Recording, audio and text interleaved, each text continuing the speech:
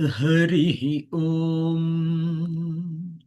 Sadhashivasamarambham Shankaracharya Madhyamam Asmadacharya Paryantam Vande Guru Paramparam Mukam Karoti Vachalam Pangum Langayate Girim Yat Kripatamaham Vande Paramananda Madhavam.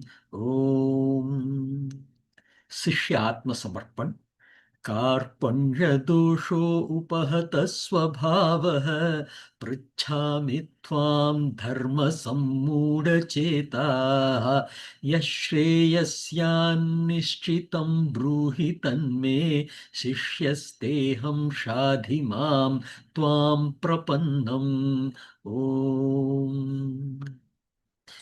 So we are going through the Shankara Bhashyam, and there is a final stage of Shankara Bhashyam here today. What is the main objective of Shankara Bhashyam? The main objective is to establish that Bhagavad Gita has been written from an Advaitic point of view, right? That is the way that the interpretation of Bhashyam is taken, because of the kind of arguments that he places. It cannot be Dvaitam, is something that he had argued and had established. And that is continuing here, and we will look at it here now. Yatha cha swargadi kamarthinaha. Yatha, for instance, cha and swargadi. Swargam Adi. Swargam is heaven. Adi herein is etc. beginning from. Kamarthinaha, those who are having that as the desire. Agnihotradi kama sadhana anushtanaya. Right. So they perform the Agnihotra and other kind of Vedic prescriptions that has been given. Ahitagne kamye eva agnihotradhau pravrittasya. And, again, Agnihotra we have seen, right? Somebody who maintains this Agni in the house continuously, right? Kamye eva is only with the desire that they are progressing on that particular path. Sami krite vinashte api. Sami krite is half finished. Vinashte only is lost also. Right. So in other words, what he is trying to establish is, even there, the completion of the task is very, very important. If you don't, then it will be totally lost. The values will be completely lost. Kame tad eva agnihotradi anushtitaha. Right. So this applies to those with a desire only to do and continues the practice. The difference here is one who practices with a desire towards the result, not performing with no shraddha or knowledge. Right. So he is just kind of equating it to say that if I am performing something, if I am in the path of the karma, right, Vedic prescriptions, yes, one is I'll have to complete it. Another is I will have to have the I should feel No, this value is you pretty good. to put in the chat. Just give me a minute. Yeah, I was looking for the bug. Yeah, thanks. Okay, so what they say is there is no difference between a person who is performing these things with no interest versus one who is performing with an interest but not completed. They just go waste. So that is what here Acharya is talking about. api natat kamyam agnihotradi bhavati.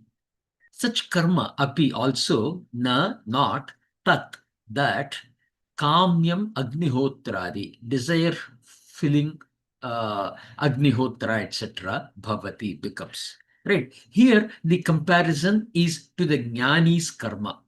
Right. They should also be considered not being a karma. Right. It is the basic thing is one who is in the path of jnana marga versus the karma marga. Right. For one who is in the path of jnana marga, right, even though it is performed, it is equivalent to non-performing. And it is very important because in our tradition or in the Vedic tradition, we believe that a karma will yield the result only to the karmi, to the karta. Right? So if the karta is absent, then the karma does not yield the results on the karta. It just is a karma. Right? So here, the emphasis that Shankaracharya is placing is if you are continuing, it doesn't mean that one should not continue the karma, right? But you will not be a karta behind that particular karma. Right. So those who practice the desire fulfilling forms of karma, such as Agnihotra, with heavenly aspirations, if they do not do the karma completely, their karma will yield no result and is lost. Even if they continue to do such karma, they are not considered as kamya karma. The emphasis is when you perform an action, you should have the complete knowledge and ensure that you are doing the karma completely. Right. The practices that are carried out without shraddha, without that commitment, without a conviction in you, right, or not having the complete jnana about the karma is again not a karma. It is not going to yield the results that the karma would have otherwise generated. A jnani's action, though is similar, will always be complete, except that it will lack the ownership to the desire for the fruits. Okay? We will talk about it in the Karma Yoga again, right? Wherein, when Bhagavan introduces Karma Yoga, it will come in the second chapter itself. He will make it very clear that even if in case it is performed partially, it will deliver the results equivalent to the partial effort that you have put as a karma yoga, which is not the case for karma. If I'm going to perform something, I'm expecting some results. That result I will not get if I'm doing it as a karma. But if I'm doing it as a karma yoga, to the extent that I have put the effort, I will get the result. That is the main concept that is being spoken here. The fruits of the actions is independent of karta. That is the main emphasis that is coming here. Right? What we say is the karma that you do, any action that you perform, will yield two kinds of phalam, two kinds of results. It is called as drishta phalam and adrishta phalam. Right? The drishta phalam is the effect that you can see. I am pushing this mouse, the mouse moves. Right? So that is a drishta phalam. Adrishta phalam is the intent behind doing this in the sukshmam and the stula avastha. Whatever that you are, whatever you have done will again yield some results, which will be papam and punyam. And that is called as adrishta phalam, something that you cannot see. Right? No, this drishta phalam will always be there, whether whatever somebody does or partially does, the drishta phalam will always be there. The adrishta phalam is the one that we will not get, that we will miss out on, or even sometimes accumulate the sins of. Right. Now let us go into the Purva Paksha. Right. Now, basically, the Purva Paksha is one where they argue.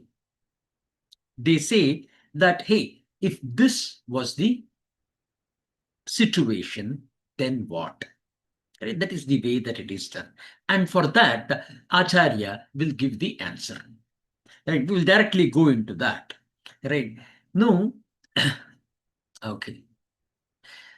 I have not written the question, so I'm just going to go back here. Purva Paksha. Tatha cha darshayati bhagavan kurvannapi na karoti na lipyate iti tatra tatra. Right? Yacha purvaihi purvataram kritam कर्मणैव हि संसिद्धिम् आस्तिथा जनकादयः इति तत् तु प्रविभज्य विज्ञेयम् तत्कथम् is the way that he is asking. Now, he is quoting, this Purva Paksha is quoting from Bhagavad Gita, and he is asking that, hey, kurvannapi na karoti na lipyate is coming in various places, and there are places where purvaihi purvataram kritam karmanaivahi samsiddhim astita janakadayah. Right, all these are in karma yoga. We will see those shlokas later. Right, now why is it that he has divided this and established tat katam? How is it that he can do it? Why is he dividing it so that the argument from the Purva Paksha is given these two kind of statements? It means that, what do you say, Bhagavan did have the intent of saying the karma and the jnana should go hand in hand. Right, karma yoga and jnana yoga. So he's giving a pretty good quote. We will go into those shlokas. Right. So when he says, right, the first one, kurvan napi, right. So it comes in two places. It comes in 421 and 513, right. Nirashir yata chitthatma त्यक्त सर्व परिग्रह शारीरम केवलम कर्म kurvannapnoti kilbhisham. This is one of the thing. Then sarva karmani manasa sanyasyaste sukham vashi navadvare pure dehi naiva kurvanna karayan. Right. So again, what here what the shloka establishes is the division, right? So saying that when when a specific situation is there, sarva karmani manasa sanyasyaste means if a person is totally surrendering everything, sarva karmani, all the karma from the manasa, right? He is in Sukham Vashi, and what do you say, very happily he resides, right? Such a person, he's identified as one who lives in the body with 9 holes, Navadware Pure Dehi, Naiva Kurvan na Karayan. Neither he is a doer nor a person who induces somebody to do it. So that is the way that particular shloka goes. Na karoti, right? So brahmanyadhaya karmani sangam tyaktva karoti yah lipyate na sapapena padmapatramivambasa. So here again, the relationship is established, or Bhagavan puts it as the, like in the lotus leaf, how the water is always separate. It is not attached. Right, they will just roll out. There is nothing that will stay. The water will not stay on the leaf. So that is the, what do you say, the na karoti means that engagement is still there, but it will be detached. So that is the Bhagavan says. Right now, na lipyate iti tatra tatra. Right, yoga yukto vishuddhatma vijitatma jitendriyah sarva bhutatma kurvannapi na lipyate. This comes in the 5th chapter, 7th shloka. Right, then brahmanyadaya karmani is coming here as well. Na lipyate. Right? Na karoti also will come here. So we have added it in two places. Anaditvan nirgunatvat paramatmayam avyayah shariras topi kaunteya na karoti na lipyate. Right? Yasya naham krito bhavaha. Yasya, where na aham krito bhavaha, where I am the doer is not existing. Buddhir yasya na lipyate. Hatvapi sa imam lokan. Even if he kills this entire world, na hanti na lipyate. Sorry, na vidyate is the way that these shlokas goes. So with these quotes, Shankaracharya establishes that Bhagavan clearly distinguishes Atma, Gyaan and Karma. How karma does not bind one leading the life with Atma Gyaan. So karma binds the karta. With Atma Gyaan, the karta ceases to exist, so the karma does not bind. Atma Gyaan removes that division of our mind. I don't know if you had the opportunity to look at the video that I had posted in our WhatsApp group in YouTube. That was basically for the question that Sham Bhaiya had asked.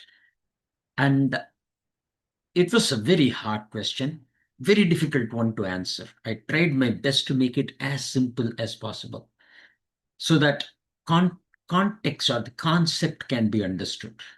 Right? What is moksha or what is jivan?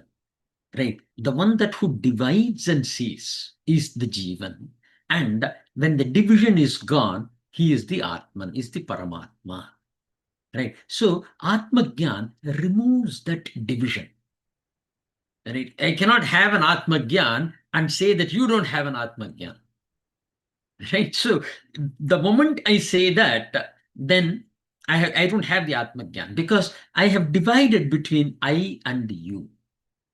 Vyavaharika relationship will be there. In the mental state or in the Atma Bhavam, that division will cease to exist. When that division ceases to exist, the Karta ceases to exist.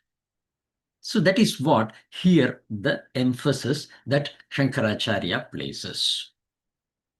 Further, Acharya adds, the following words of Bhagavan must be carefully examined, divided into its components, and properly understood.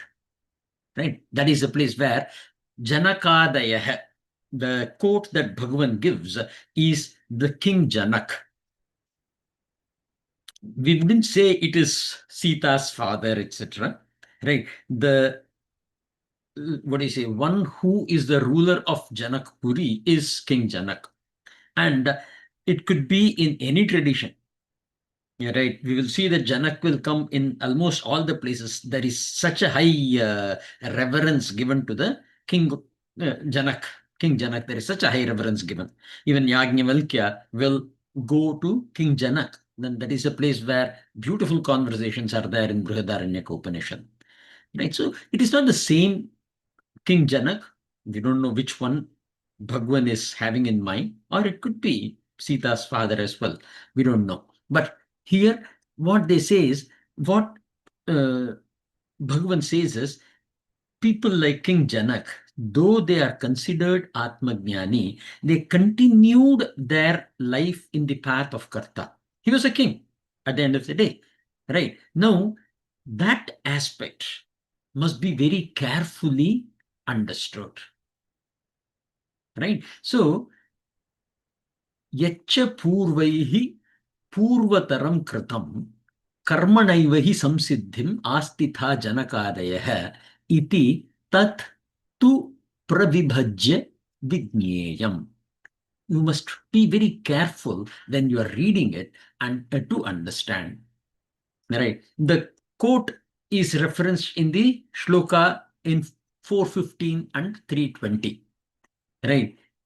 Evam jnatva kritam karma purvairapir Purvairapi mukshubhihi kuru karmaiva tasmatvam purvaih purvataram kritam. So here is again the Shishtaachaar is being established or is being communicated. The way that it has been done, we must continue to do it.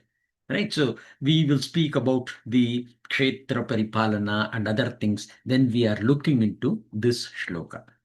The other shloka that is being quoted is Karmanaiva hi samsiddhim asthita janakadayah loka sangrahamevapi sampashyan kartumarhasi.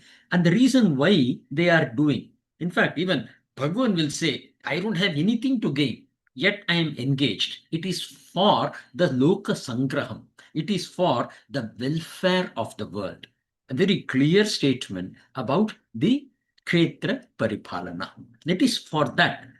Loka Sangrahamevapi. And he says, if I don't do, then people will start following this, take this as the wrong example and start not doing things. Right? So that is the reason why even the jnanis will engage like any normal person and live in the world. It is not like they will become suddenly different or anything. It is just that the division that they have or that a person has in his mind towards others will be erased.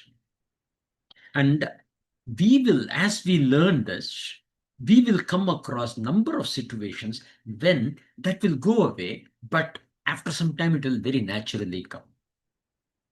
Right. So what do you say? One of the examples given was, right, so you are now here attending this particular class and you are totally engaged and you are totally in your mind thinking. But as soon as the class is over, you step out and there is somebody who is making a wrong turn or something like that. The first thing is you will start shouting at them.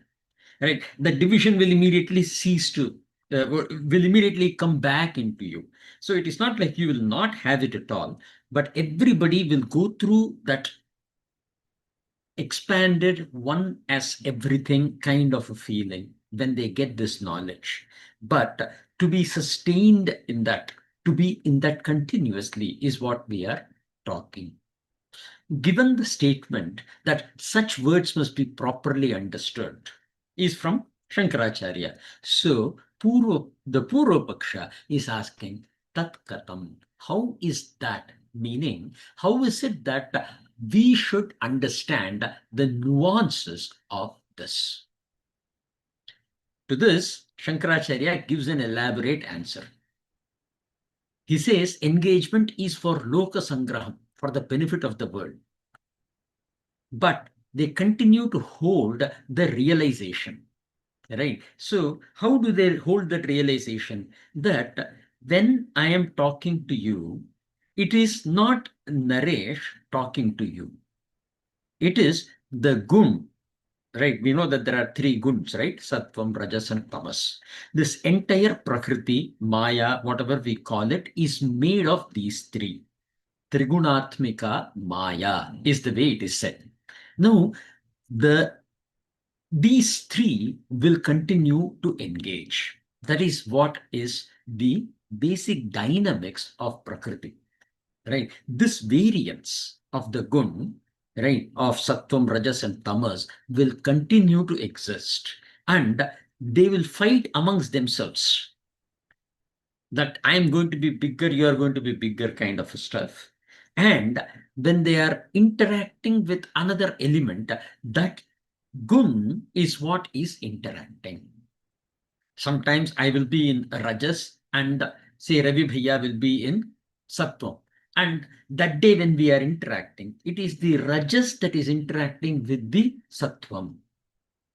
Right? Or if I'm in Tamas, then it is the Sattvam interacting with Tamas. So that is the way that they look at it. Guna guneshu vartante. Iti matvana sajjate is the way that goes. Right? He establishes that aham karta, that I am the doer. The Atman becomes a non-doer. Aham akarta. Right? Aham karta is when the Atman is the doer. When I am the doer, then all the things, what do you say, the karma phala comes to me. When aham akarta, then it becomes I am the non-doer, because it is only the guns that are interacting. I am only a base providing a support for the gun. The words lipyate means to bind. So karma does not bind, na lipyate. Without Ishvara Arpana Buddhi, karma was binding. With the Arpana Buddhi, it doesn't bind. And there are stages in this Arpanam also. One is having a voluntary feeling that what I am doing is for the Ishvara. But in your mind, you are still doing it for yourself. Right? I did this and he didn't even say a sorry, or he didn't even say a thank you. Right? That Ishvara Arpana Buddhi is gone. If I'm doing it as Ishvara Arpanam, then what he does has nothing, no meaning to me. That division will not be there. Right? So they are the steps that one goes through. It's a very natural thing. Right? You may wonder, hey, I do have that feeling, but that feeling goes away. And that is a good step. Right? And when you continue to endure it, it will come to the point where Ishvara Arpanam is the only thing that you will have in your mind, whatever you do. Right? And that Ishvara Arpana Buddhi is what we are talking about. With that, if you get to the point where anything you do is Ishvara Arpanam, is like giving it to Bhagavan, then this will remove that Kartaa Bhaavam in you. It will all be for Bhagavan. Right? In the 4th chapter, we will discuss about this in some of the shlokas like Brahmarpanam, Brahmahavihi, etc.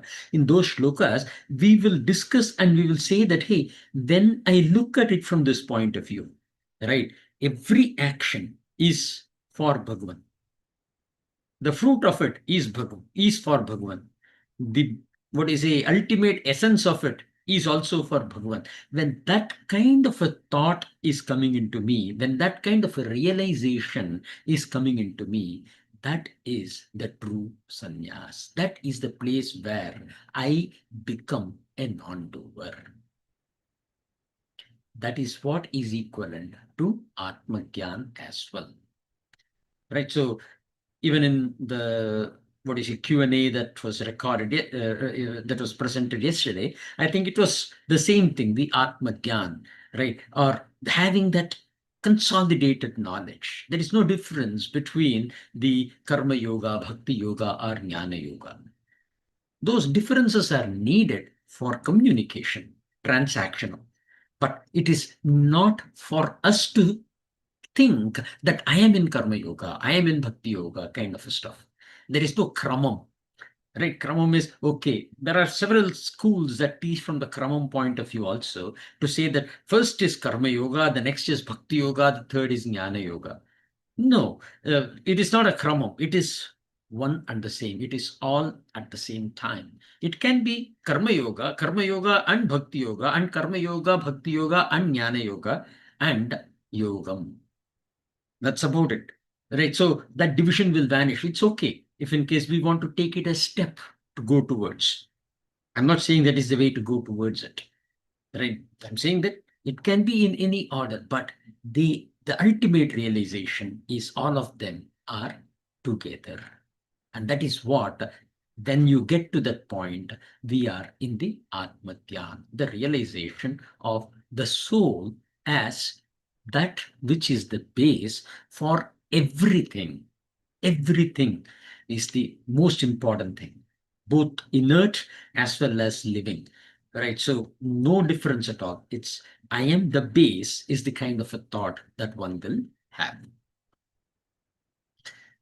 So yadi tavat पूर्वे जनकादयः तत्त्वविदः अपि प्रवृत्त Karma कर्माणः Karmanaha. I don't know why I have written it wrong in English. Okay. Yadi tavat purve janakadayah tattvavidah api pravritta karmanah स्युः ते लोकसंग्रहार्थं गुणागुणेषु वर्तन्ते इति ज्ञानेन एव संसिद्धिम् आस्थिताः कर्मसन्न्यासे प्राप्ते अपि कर्मणा सह एव संसिद्धिम् आस्थिता न कर्मसन्न्यास कृतवन्त इति एषः अर्थः. Right. I will, what do you say? In Sanskrit, to read it's pretty more convenient. In English, first, I don't know, first where my eyes went into this English, right? But let us just jump into the explanations directly. Atha nate tattva vidaha ishvara samarpitena karmana sadhana. I'm just going to skip that. No, there are two shlokas that are referenced here from 320 and 327, right? कर्मणैव हि संसिद्धिं नास्थिता जनकादयः लोकसङ्ग्रहमेवापि सम्पश्यन् कर्तुमर्हसि तत्त्ववित्तु महाबाहो गुणकर्मविभागयोः गुणगुणेषु वर्तन्त इति मत्वा न सज्जते. So Acharya is observing the example of King Janak, who continued to be engaged in karma, should be seen as guna guneshu vartante, as the guns are transacting with each other. The purpose of their engagement in the action is loka sangrahartam eva, right? Jnanena eva samsiddhim asthitah. Right. So that is a place where he emphasizes that this Gyaan is the only means of getting the absolute siddhi.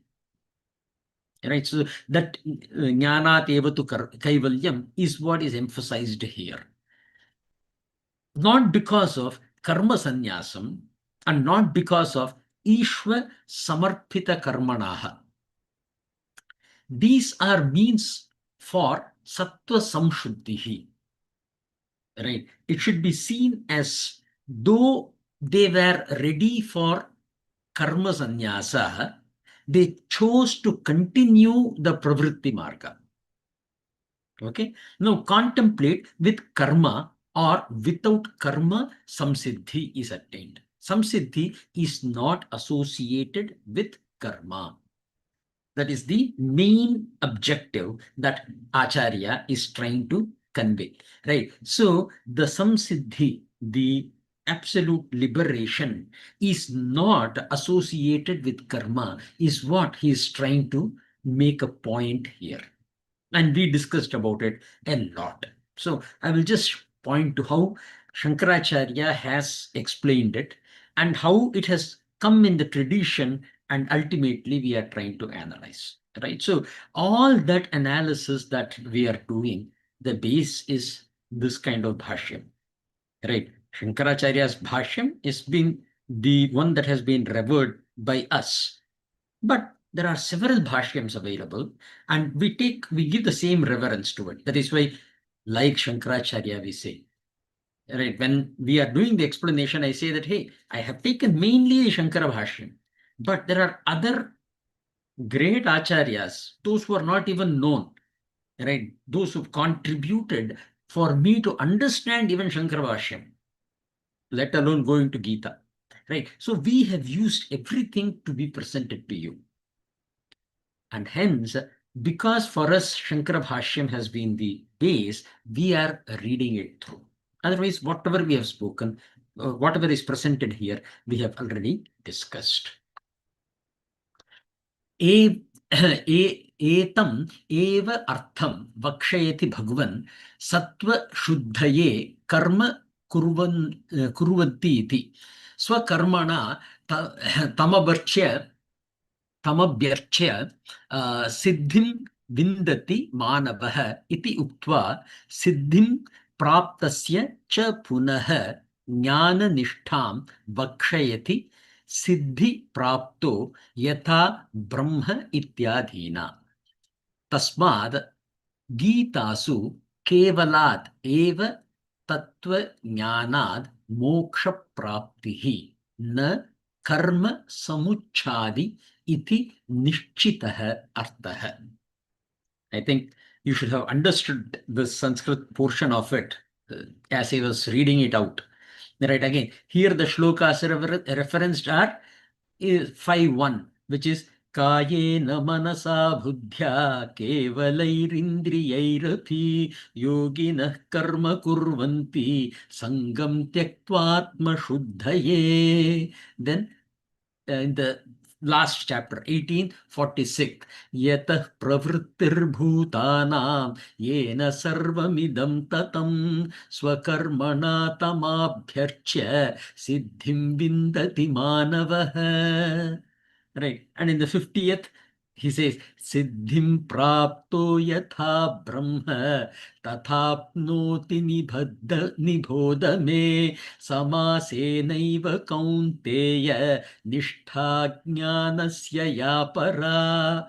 So all these things are, these are all the shlokas that we will really get into when we are going in the study. But he is giving all these references to establish that, right? So basically what he is trying to establish is the samuchchayam. It is not karma and jnana put together which will give that liberation.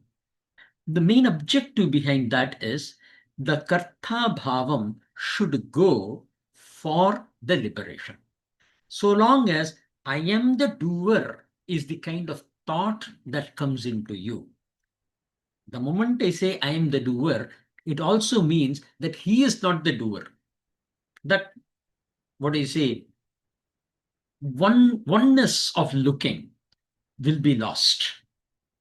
So the emphasis that Shankaracharya gives is without that Karta Bhavam, when we get this Gyaan, that Gyaan alone is the means for moksha.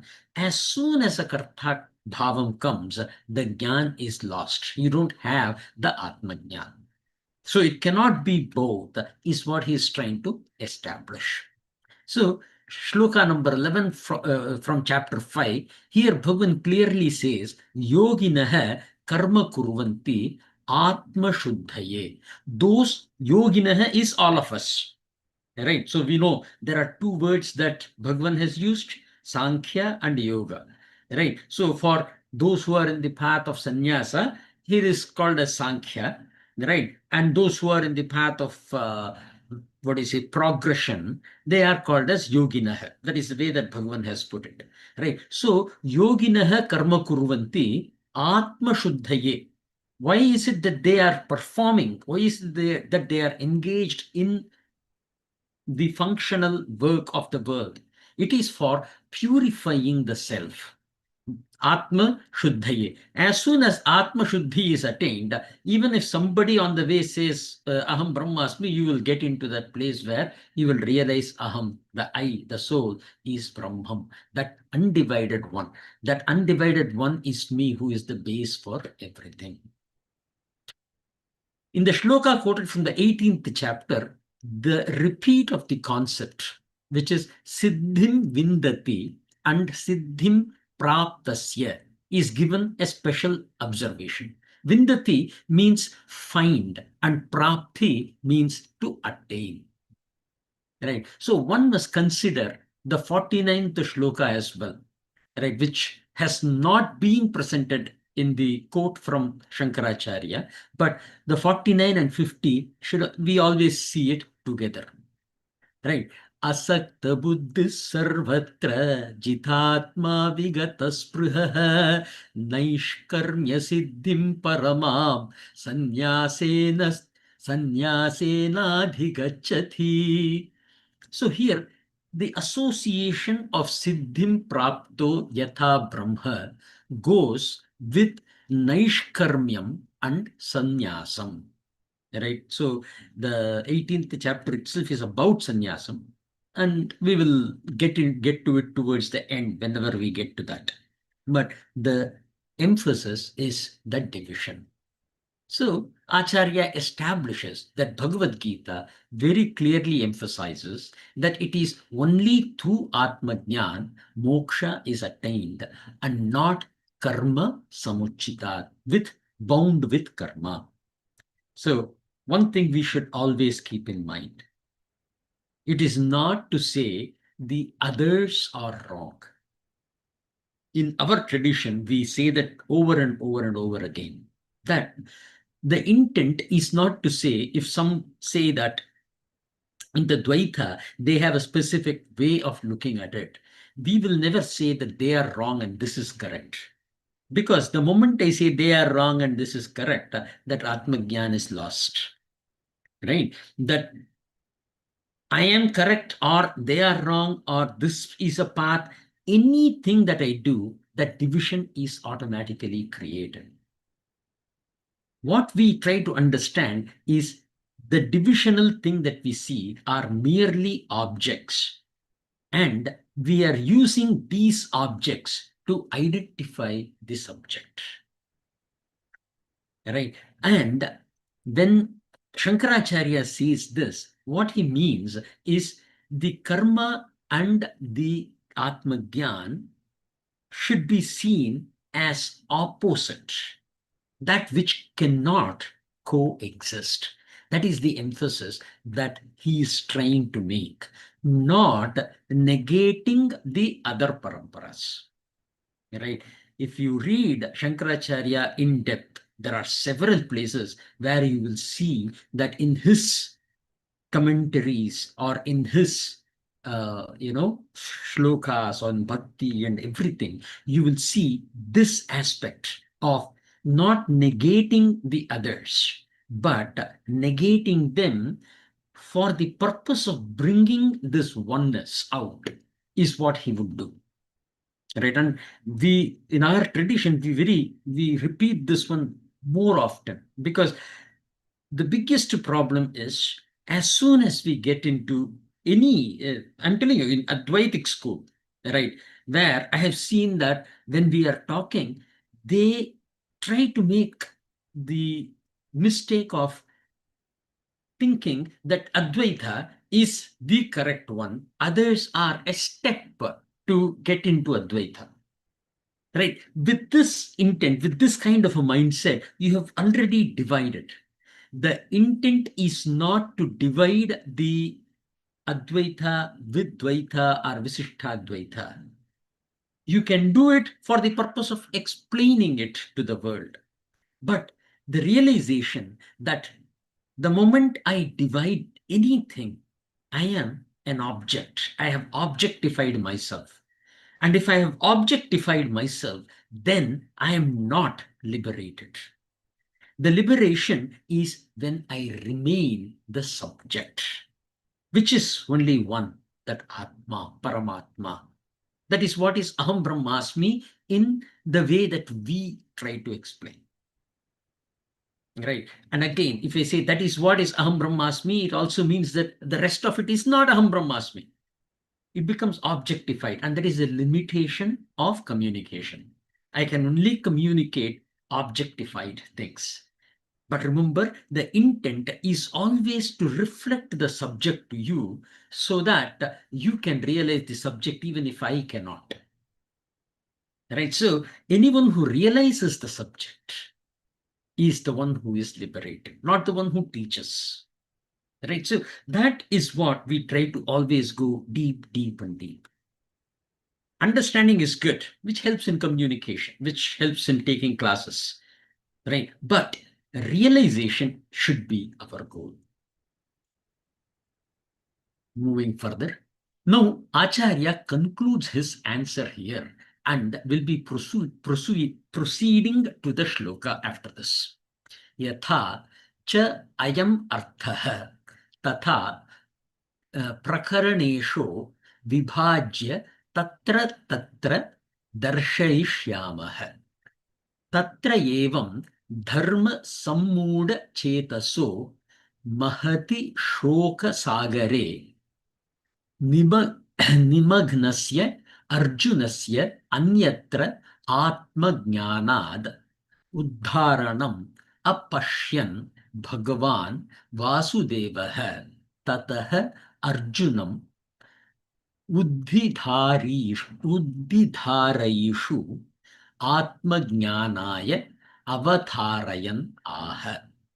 Right? So he concludes. This is the way that he concludes, because it is a conclusion. I read it fully. Right. In this manner, one who has developed a sense of delusion towards dharma and the one who is in the vast ocean of samsara, the Pandava prince Arjuna, could not have been cured. As in contextually, he could not have been elevated back to seeing dharma without giving the knowledge about the self, Atma Jnana. Right. So what he is now connecting his commentary is to the purpose of why Bhagavan jumps directly into Atma Jnana. For those who have been to, say, traditional schools like Chinmaya and other places where, Sham Bhaiya or Jyotiji, they know it, right? The beauty is the way that they do is the traditional and the correct way, right? They will teach Tattva Bodha, they will teach X, Y, Z, and so on before they will come down to the Atma Jnana. You always go through certain krama before you reach the Atma Jnana. But what does Bhagavan do?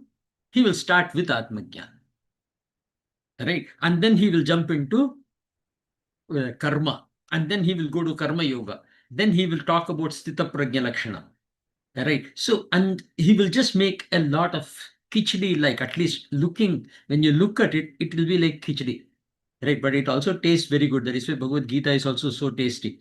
The main thing is because of the way that it is communicated, Bhagavad Gita is so great and unique. Though it is not conventional, the approach taken by Bhagavan is the most beautiful one.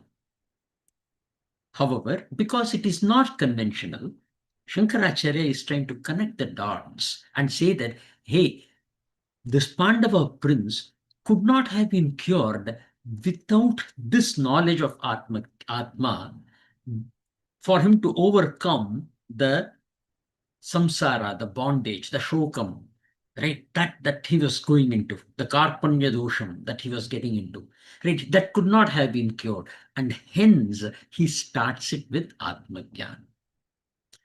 So the entire bhashyam for this 10th shloka is around why Bhagavan started his Upadesh with Atma Jnana. The relevance given to this context lies in this.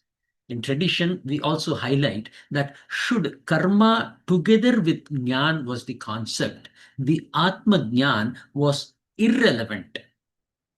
And for Bhagavan to have started with Atma Jnana would be wrong. We have a huge debate and argument about it. Right. So it is a beautiful concept. When you try to analyze it, you will understand that Atma Gyan will become very irrelevant for one to come out of Shokam as a means. Right. And it is, again, as I said, this is more of, people, not so intelligent like us, like me at least, talking. That's about it. Right. So, but those kind of debates are the ones which brighten you up from within.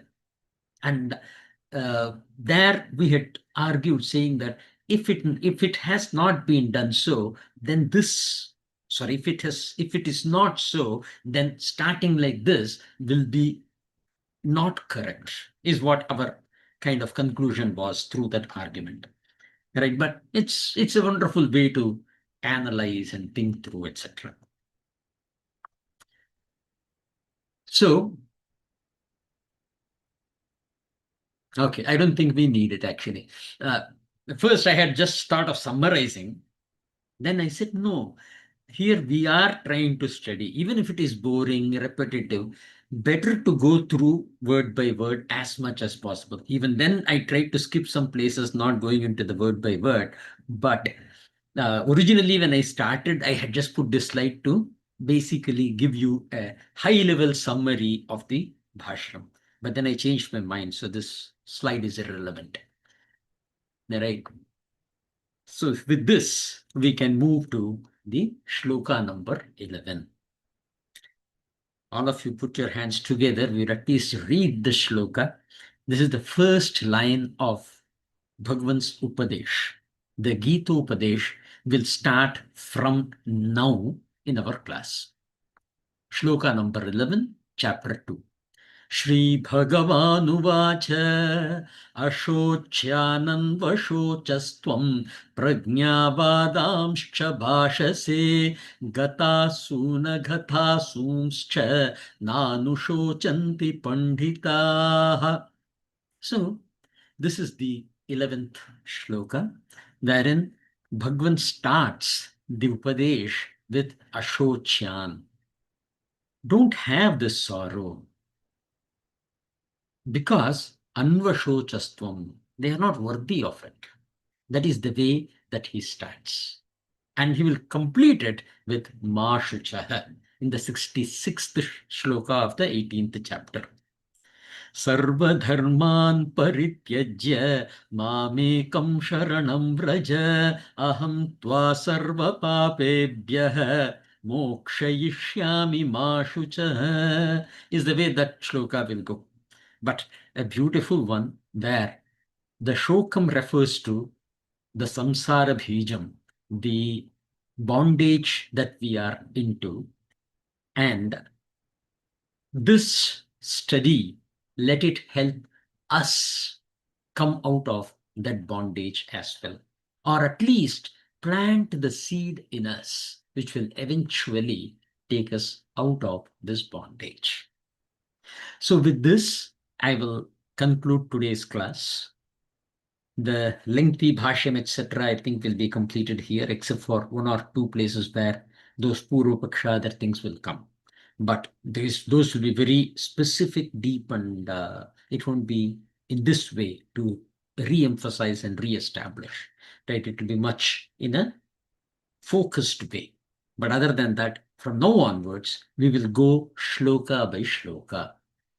I thought somebody had asked about where is it that you can find this. I don't see it in the Bhagavad Gita book, was the question. I think it was asked by Hemant, if I'm not wrong. Right. So the reason is, till this time, we were looking only at Bhashyam. From now onwards, we will be jumping into Bhagavad Gita. We'll take a break here and go into Q&As. Prabha? Good morning, Guruji. Namaskar. Brilliant session. Two things I was caught. I came into a different perspective. One is the word adrushtam. All along, I've been thinking it as luck. So here, the adrushtam means invisible or not, cannot be seen. So that was a new thing to take away. Secondly, when we speak about this one, people's responses, I think when we have the thought that it is that rajas that is talking, not the person, and it is the tamas that is talking, so there it will help the relationship is what I understood. What I felt. Wow. Uh, Yes. so it is like keeping the issues away from the people. Like when we discuss, it is the issue and it is not the person. So that kind of a detachment was clearly brought out. While all of it will end in Atma Gyaan, going on the path of it, I think these things will matter. Thank you. Thank you for that. You are spot on. You are spot on. And we will be talking about this, what you have realized today, down the classes as well, when we are going a little deeper into these areas. But so very true. Thank you. Great takeaway. Thank you, sir. Jyoti ji? Namaste, Rashji. So when we started the class today, I was a little confused. I wrote up my question in the chat because I always forget afterwards, Naito. Huh. Okay. If we do a karma or puja, but we don't have any particular ichha, and I may not have all the knowledge of that puja. So is that good to continue that puja? Wow. And this is a question by Arjuna. It will come later, right? Much towards the end.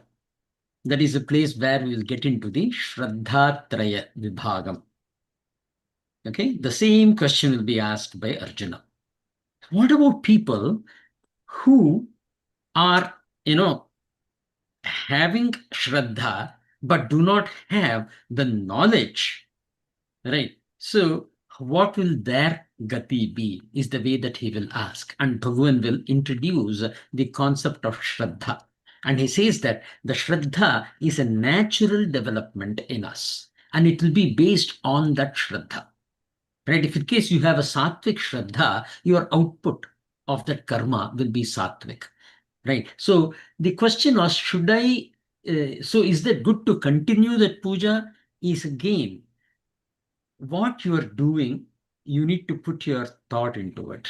What we spoke about. Why did, King Janak, etc., do things? It is because of loka sangrahartam.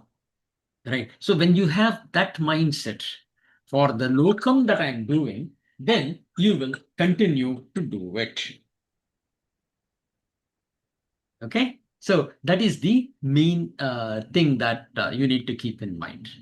Right. So two answers. One is it is based on your Shraddha, which is the natural, innate thing that you are associated with as a prakritik swaroopam, as a jivan. The second thing is whether I should continue or not. You should always continue, but the reason why you should continue should be for loka sangrahartam, for the Shishtaachaar. Okay, Got it? got it. Yeah. I asked this question because there was something related to desirable karma to do having this certain desires. So I got confused in that, and that's why I asked this question. Because see, I've noticed that Ravi Bhaiya say their family does Hanuman Ji ka puja once a year, or we do something once a year. We don't have any desire connected with that, but we just do it. It just happens. It just comes as a thought. You do it, and then you feel good about it. But you know, I don't know everything about the puja that I'm doing, but I just feel that I should be doing it, so we do You it. should continue to do it and look for the opportunity to find out what this puja is about. What is going to be the phalam? What is the deity that we are praying towards? What is it that we are praying the deity as? And when you start asking these questions, you will slowly get into the point of understanding that puja as well. Right. And why we are doing it is because traditionally we have been doing it. We want our children to also continue. We don't have any control over whether they will continue or not. But remember, when they learn through their eyes and not through their ears, when they see that this is being continued, maybe there'll be a small break, but eventually they may feel that, hey, man, this is what is something that we have to continue. We have our own children too, and it is important to impart, or something like that will happen where they will start continuing to do it.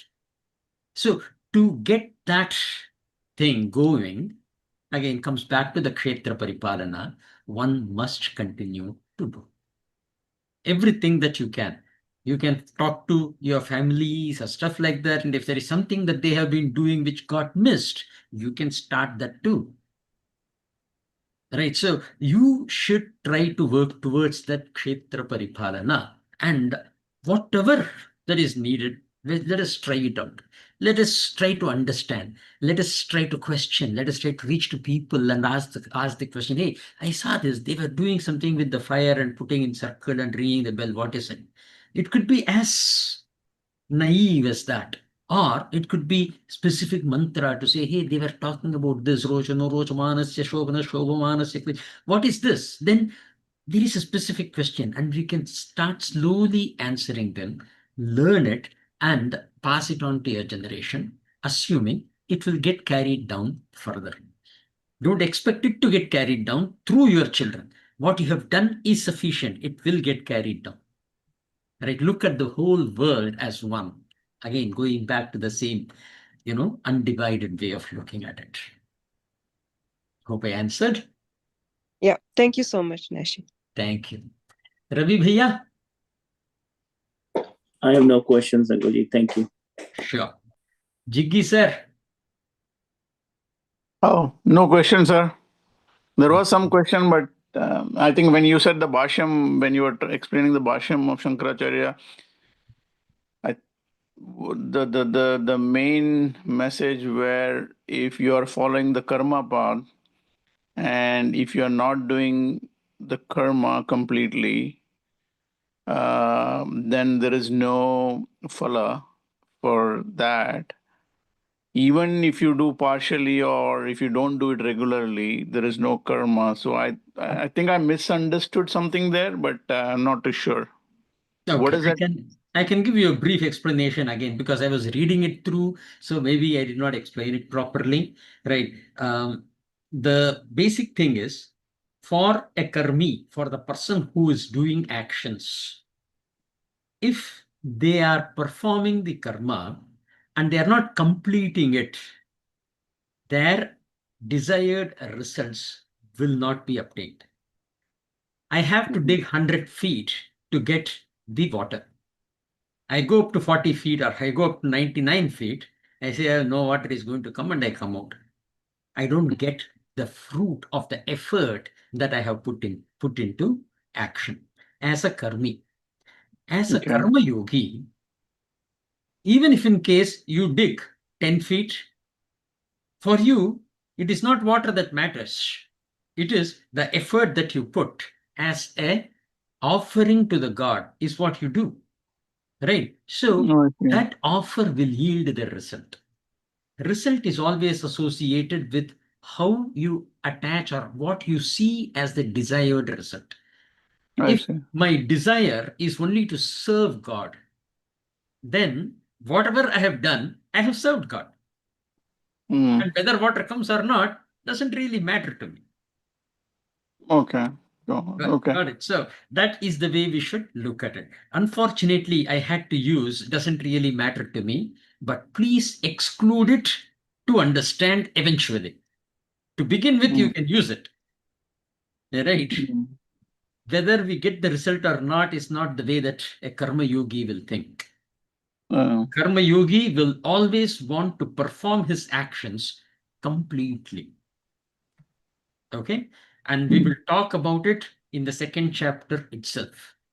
Right? Where Bhagavan will say that one who does or one who is engaged in this karma yoga will always do the best of what can be done.